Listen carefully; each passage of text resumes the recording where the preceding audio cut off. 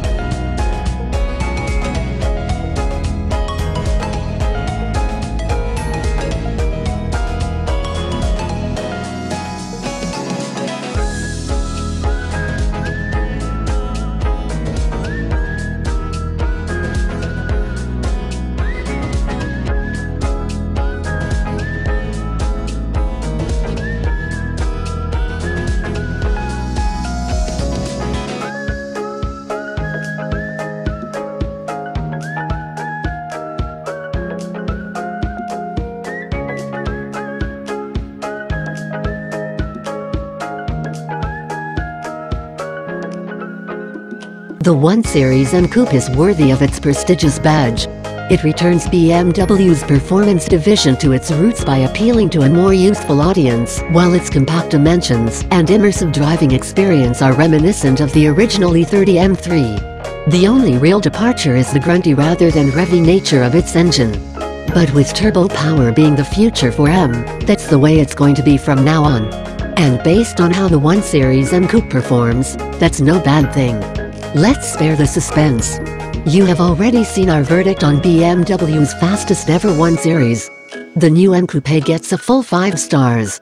And with that out of the way, we can find out why this is one of the best driver's machines available. But is it really worthy of its £40,020 price tag, or its oh-so special M badge?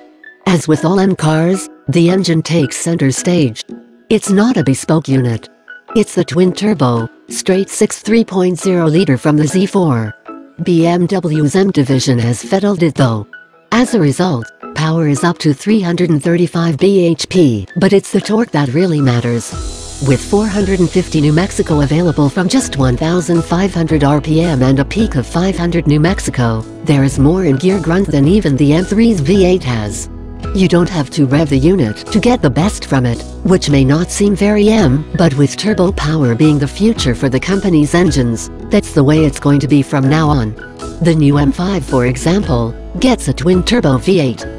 BMW claims a top speed of 155 miles per hour and 0-62 miles per hour in 4.9 seconds, but the figures don't show off this car's true potential. This car feels much faster than its figures suggest, while the noise it makes is so magnificent no cliché does it justice. So then, this 1 Series has M-car performance, but what about M-car looks?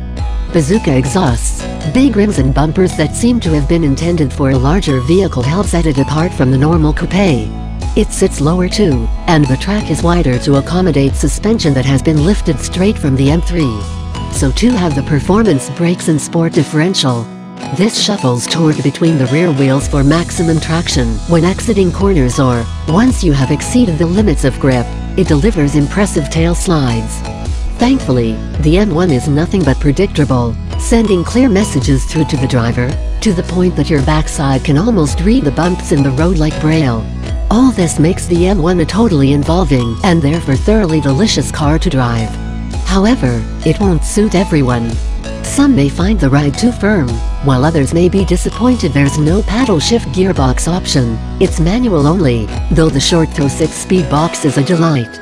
Finally, there's no getting away from the fact most people will be able to cover ground faster and with more confidence in the all-wheel drive Audi RS3. But then the 1 Series M-Coupe isn't a car which flatters to deceive. What you get out is exactly what you put in.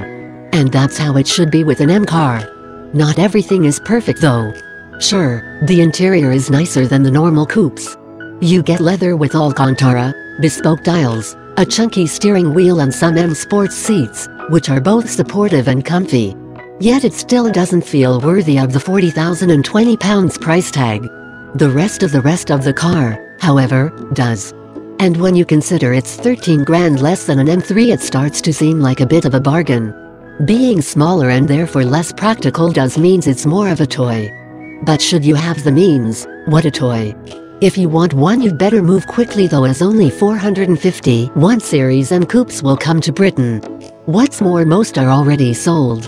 And that brings us to our only true complaint. It's a bit of a shame BMW has decided to bring such joy to so few.